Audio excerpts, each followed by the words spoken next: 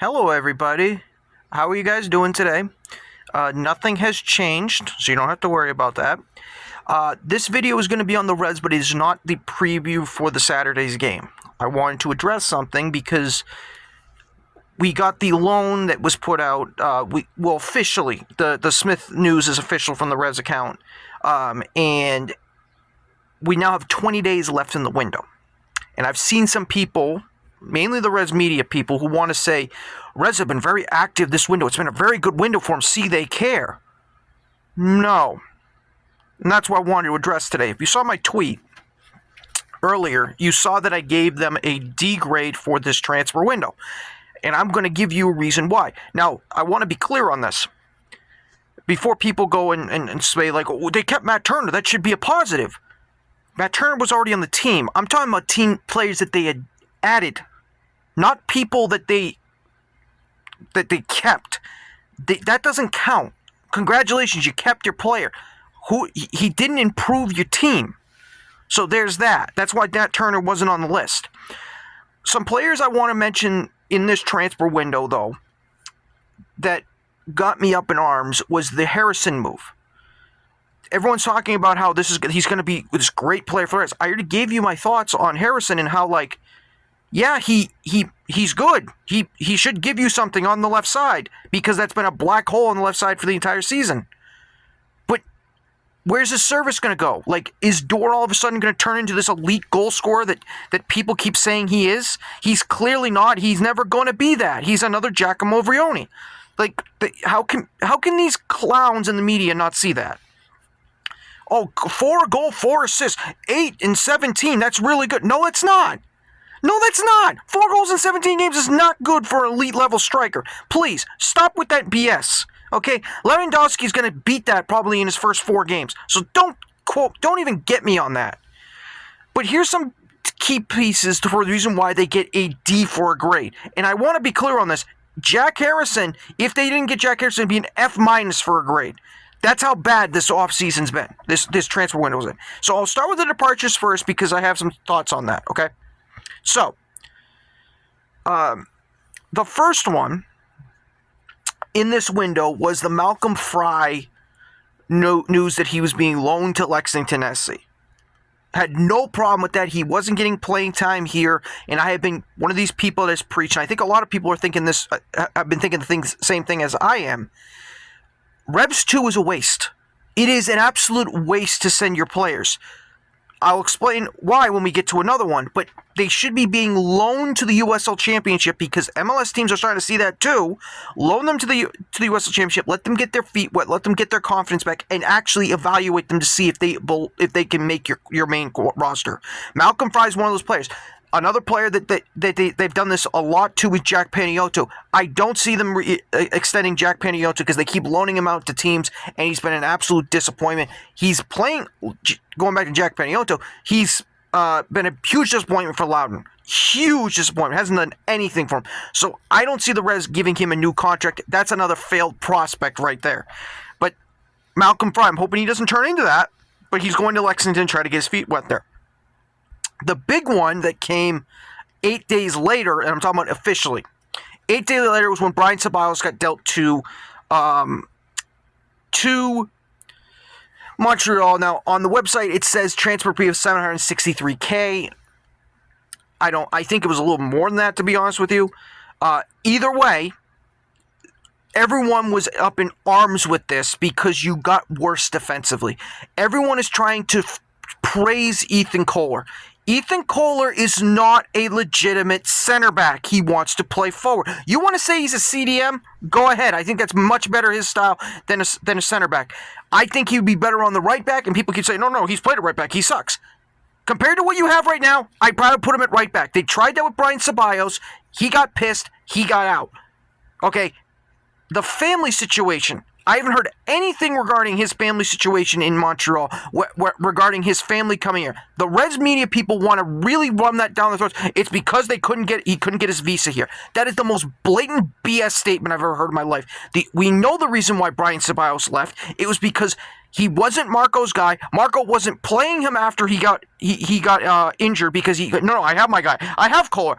Even though he's significantly worse than you, I have him. And the Revs got an excuse to also get lighter on their payroll, which is another reason why they dealt Brian Ceballos. Please. Had nothing to do with getting younger or anything like that as well. So that was a huge blow because the Reds haven't addressed that or gotten another player to add to that. They haven't. It's been a huge problem with the Reds.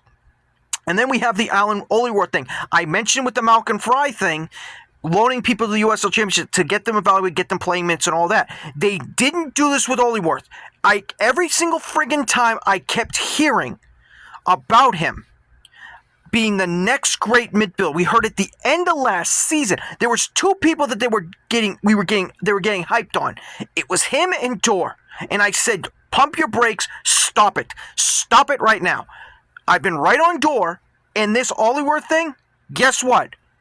100% right on this too, because we keep hearing he's linked to big clubs. Then why is he being put on loan to a Scottish team? If he's being so heavily invested, why? That's something that drove me up a wall. But that's not the big thing.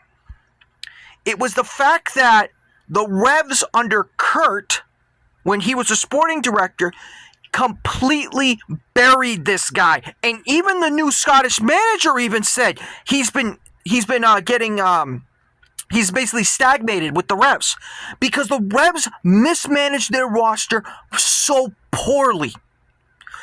Instead of having an international slot so you can play a player like Oliworth and have him in your roster who I think would have been playing well this year, no, we need to bury him down in Revs 2 because we don't have a spot for him.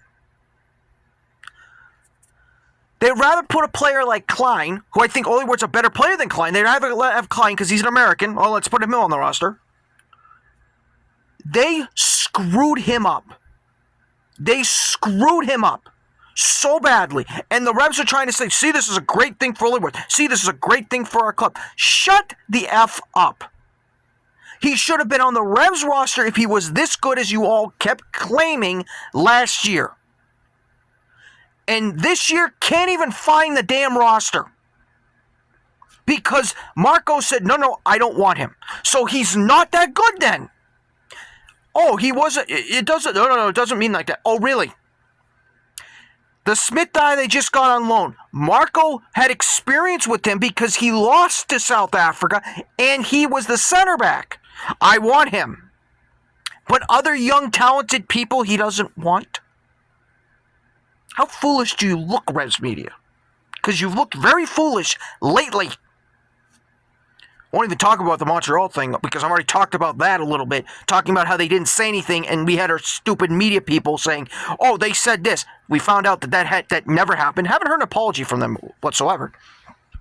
But that's the departures. Now we'll get to the arrivals. This is another reason why it's a D. Okay, the Jack Harrison thing, I don't need to discuss that even further. I said that I think he could be a positive. He's definitely going to be more of a positive on the left side than, Zambrano, Yao, and all that, because they've been a black hole. Just the question is are people going to finish when they give them the ball? Like, that's going to be the big question. But there were two, and I'm not even going to talk about Diego Fagundes thing because that was a complete other waste. Again, he's here because he can contribute. He's been a big, huge nothing. He's here to sell sheets and bring back nostalgia. That's the only shirts and bring back nostalgia. That's it. That's the only reason Diego Fagundes is here. He's not here to play. It's like it's Andrew Farrell basically 2.0. And when he gives you minutes, it's like nothing to do with it. This was the big one. I already did a video on this, so if you want to see the video, it's up on the channel. The Marcos Zambrano. March 26th, they officially bought him. Not really. Well, let me be clear. They acquired him on loan, but the reason I'm bringing him up in this one is because they technically bought him to play in the Revs organization because he was a loan to Revs too. Now they officially gave him a contract. Huge disappointment. I had been saying that. Why did we sign him? Because of the logjam up top. Oh, no, he's a winger. He's a winger. I'm now finding out that they're trying to convert these players into other positions. That's what they're trying to do with Klein, because Klein's a midfielder, but now I'm being told, oh, no, he's a center back down at Revs too. Gee, I wonder why these people keep getting screwed up in their development. I wonder why. So, Marcus Zambrano. They're trying to convert him to be a left winger. I think a left winger would probably be the best thing for him. That's what I thought. And I thought, put him in front of Yao, please, because Yao gives you absolutely nothing. Boy, oh boy, could Zambrano be any worse? Yes, he can. His highlight with the Revs so far, I believe it was the Toronto game when they first came back, and Miller put a cross in, and he literally hits him in the head, and he acts like he died. Like, that is his highlight. He literally became a meme on that. That is him. Completely useless. Then we have the Wilson Harris thing, which I told you, I did a video on that one too, where I talked about how I saw Wilson Harris in Louisville, and I thought he was very, very good. When teams got physical, he seemed to shrink. He went to Israel. Again, don't follow the Israel league, so I can't really talk about. So when he came back, I was like, he could be something off the bench. So far, done nothing. He hasn't done anything. So you're looking for an impact guy off the bench. Still not him. You even heard, even Gus even put a tweet about this, the game against Houston the other day. The only player offensive option you basically have on your bench is Yao. And remember, you signed Zambrano. He hasn't been any effective. You have Harris on the bench. Doesn't even consider him a threat. I mean, it's a joke. It is literally a joke.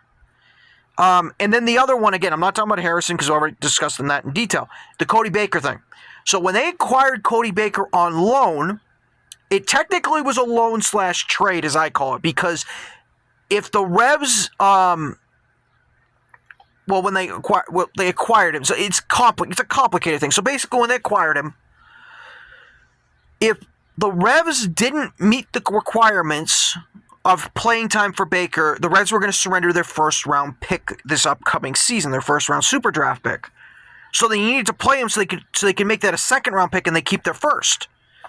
Because, they don't have any draft picks this year because they decided, no, we don't care about the farm system. That's kind of what they've done. And I'll talk about that in a minute. So Cody Baker, when they signed him, I was like, okay, so he's going to be the backup right back because Feingold is hurt. Apparently he's a couple of weeks out. We'll see on that when these injuries. I asked Caleb, if you were part of that space, regarding is he coming back? Could he have a setback? And he kind of brushed off my question. Sorry, if you have surgery, is it going to be a thing where he's going to have to go back and get another one? I've seen this before. It's a simple question. Don't dismiss me for a simple question. But the point is, Cody Baker should be starting. Going back to Baker. No, we'd rather have Matt Polster at right back. He sucks as a right back. I got Caleb to admit they need to improve on that. You have a guy in Cody Baker. Oh, no, he's not fit and ready. He's played 3 games. What the hell are you talking about? I mean, I'm looking at Cody Baker right now. I'm looking at his stats right now. He has played 3 games for the Revs. All in relief, I should remind you. All in relief. For the Revs, if I can put this up. There we go. For the Revs, he's played 3 games. In MLS, he's played 6 games in 167 minutes. For the Revs, I'm going to guess it's about 60 for the Revs.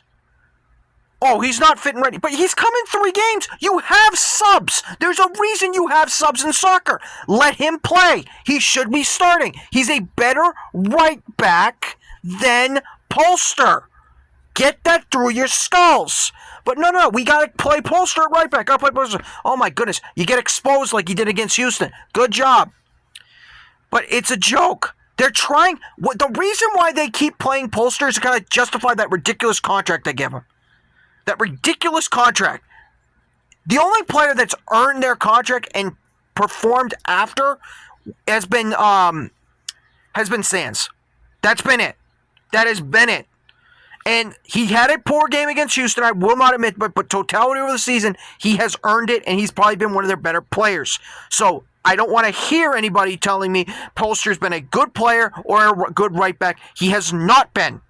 Stop it. When you play quality teams, he gets exposed. Stop saying he is. But those are all the moves the Revs have made this transfer window.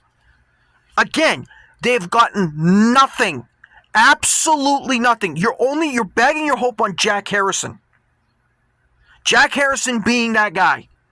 Because like I said, it's an F- if you take out Jack Harrison. You include him, it's a D. Things the Revs still don't have. A quality striker.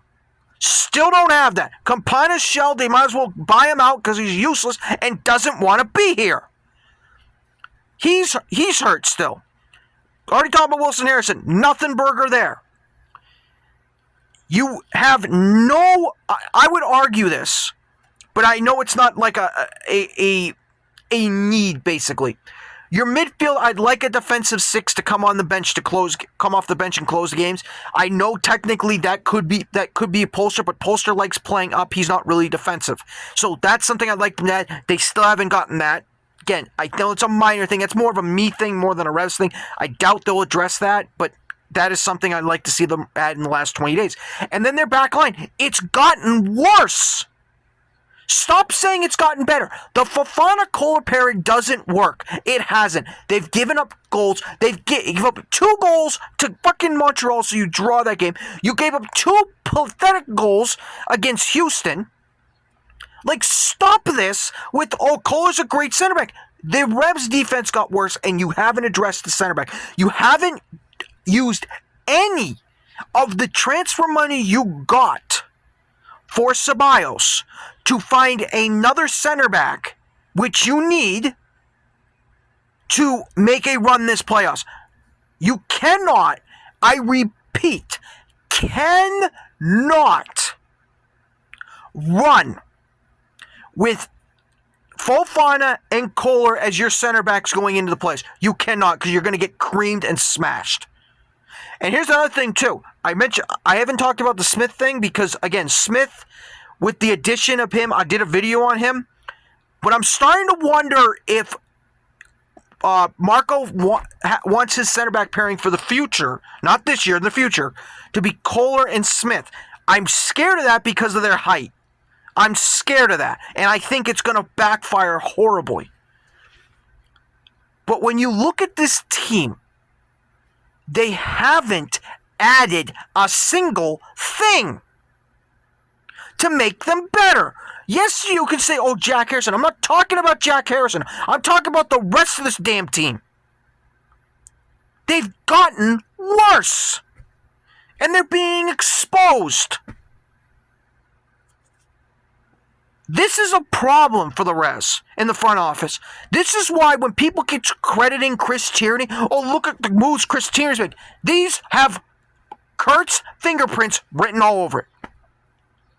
So again, is Chris Tierney still really the general manager, or is this Kurt behind the shadows? Because I have a feeling I know who it is, and we know how sucky he is. So, that's my quick, not really quick, 18 minutes of a rant on the Revs' current situation. Like I said, they got 20 days to get anything. Anything. And until that happens, nothing's going to change. Sorry. Oh, and by the way, while this was going on, I just had breaking news come across my thing. This doesn't involve the Revs, but Sieb from Bayern is going to LA. Yay! LA gets quality players, Revs get nothing. So, take care. I'll see you next time for another one.